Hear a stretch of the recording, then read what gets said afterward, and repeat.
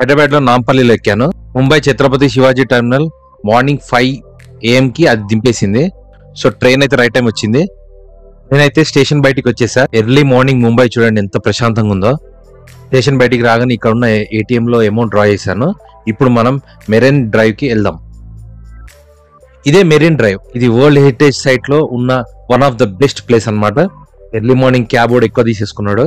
2 kilometers కి 80 rupees pay చేసేసా. అది ఎక్కువనే, బట్ ఎర్లీ మార్నింగ్ కాబట్టి కాస్ట్ అట్లా తీసేసుకున్నారు. ఈ ప్లేస్ కి మరో పేరు ఉంది, అదే క్వీన్స్ నెక్లెస్. సో ఈ స్ట్రీట్ లైట్స్ మనం పైన ఎలివేషన్ పాయింట్ నుంచి చూస్తే క్వీన్ మెడలో ఉండే నెక్లెస్ లాగా కనబడుతుందంట. ఈ రోడ్ కి హైలైట్ ఏంటంటే ఈ లైట్సే నైట్ టైమ్. సో అందుకే నేను ఎర్లీ మార్నింగ్ వచ్చేసాను చీకట్తోనే.